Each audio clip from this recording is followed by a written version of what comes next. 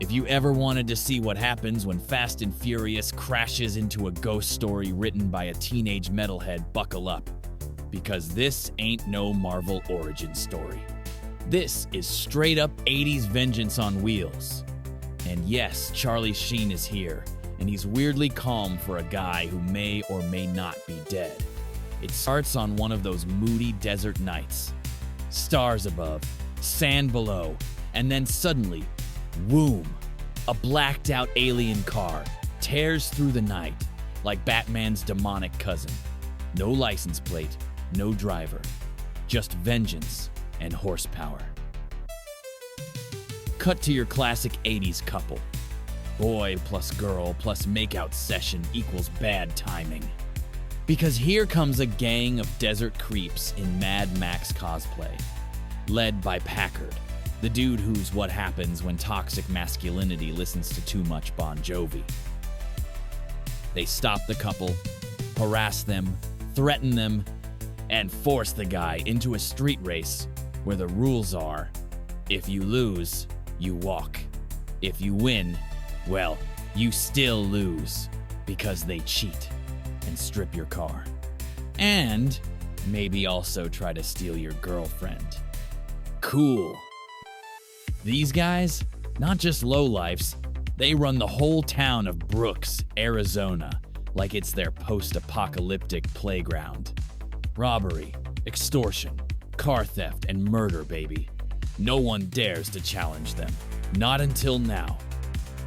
Next day, enter Jake, aka Charlie Sheen, in denim, mystery, and maybe eyeliner. He meets Carrie, the local waitress at the only burger joint in town. She's got big 80s hair and even bigger trauma. Her last boyfriend, Jamie, vanished after a nighttime attack. No body, no witnesses, just pain and PTSD. And this new guy? He's got a scar and a stare. And he's 90% suspicion wrapped in leather. Carrie's interested but scared. Packard thinks she belongs to him, classic psycho logic. Jake also meets Billy, the fry cook with a tragic backstory and a heart of gold. Billy spills the tea. Jamie was his brother. Carrie was Jamie's girl. And one night, poof, Jamie got taken out by Packard's crew. Billy's been connecting the dots ever since, but the town sheriff? More like a decorative cactus. Meanwhile, Packard's still acting like he owns Carrie. He's controlling, manipulative, and fully allergic to rejection. You know, the kind of guy who thinks no means race me for her soul. But now, the mysterious black car is back, and it's not here to talk. One by one, it starts hunting down Packard's crew in the most dramatic, over-the-top, fiery deaths you've ever seen. We're talking spontaneous combustion mid-race, bodies left weirdly untouched by flames, and car parts left behind like breadcrumbs of vengeance. First up, Augie. His car explodes so hard it registers on the Richter scale. But guess what?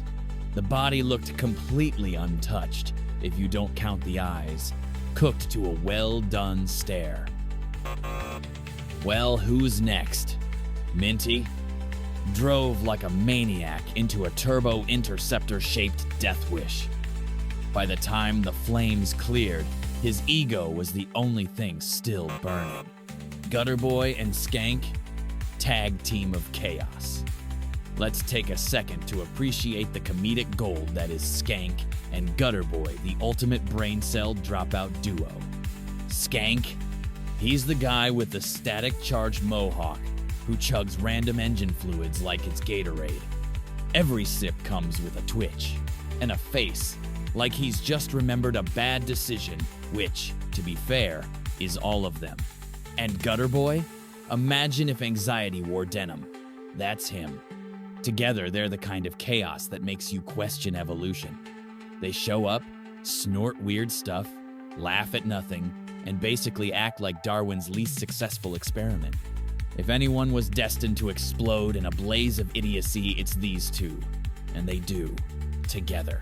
Like a buddy comedy directed by Michael Bay. And who's left? Oh right, Rughead. The tech guy with Einstein hair and Radio Shack energy. Basically the only one in the gang who knows how electricity works. And still hangs out with people who think oil is a drink. Survived, but only to confess everything while sweating like a microwave burrito. Sheriff Loomis shows up to figure things out. But let's be real, he's about as useful as a flip phone in a Tesla. He walks around, squints at ashes, mutters, a lot, and somehow still thinks this is just a coincidence. Dude, your town is getting GTA'd by a space Batmobile wake-up. And it only gets better, because every time the Interceptor strikes, it drops a piece of its armor like it's shedding its rage. One part at a time. Meanwhile, Jake gets more human, more clear-eyed, more himself. Poetic, huh? Like if Karma had a V8 engine. Now wait. The Turbo Interceptor isn't just a car. It's a $1.5 million concept beast, the Dodge M4S, born in the halls of Chrysler, built for the racetrack of the gods. Top speed? Over 300 kilometers per h, built like a UFO, and meaner than a Hellcat on steroids. This thing wasn't supposed to exist. They only made 6 of them. 4 were destroyed just making this film. That's right. They sacrificed $6 million in alien machinery for cinema. Respect. Honestly, this ride deserves its own movie, or at least a dating profile. Speed. 300 kilometers per h. Body count. Yes. Back to Jake. He and Carrie start getting close, even though she's constantly like, "You remind me of someone." And he's like, "Yeah, weird, huh?" Imagine trying to flirt with your traumatized ex who doesn't know you're her dead boyfriend in a new body. Awkward levels. Expert. Then, things escalate. Packard's boys keep dying in races. Oh, and that futuristic blaster the Wraith uses to wipe out Packard's garage? That's a Franchi Spas 12? Yeah! The kind of hardware you see in post-apocalyptic fanfic written by a metal guitarist. Eventually, only Packard is left. He sees Jake kiss Carrie and loses it. Full-on meltdown. Kidnaps her from work like some high school supervillain. Billy tries to stop him, gets knocked out for his effort. And Packard, he confesses everything. Yeah, I made Jamie disappear for good. So what? Packard always thought he was untouchable. The king of desert scumbags. But guess what? Not today.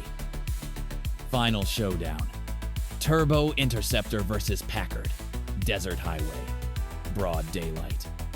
Local cops lining the road, watching it all go down. Packard floors it, tries to run over the ghost driver, and slams full speed into revenge itself.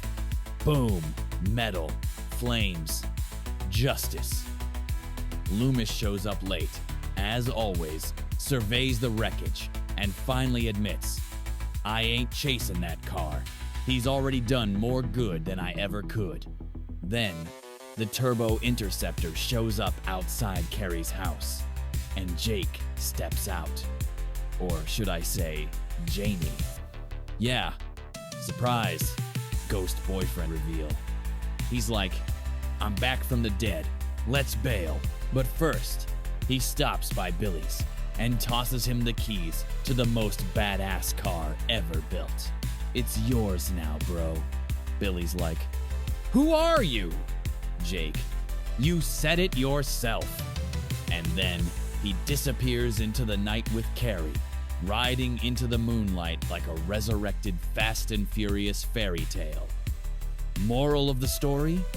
Don't eliminate your opposition.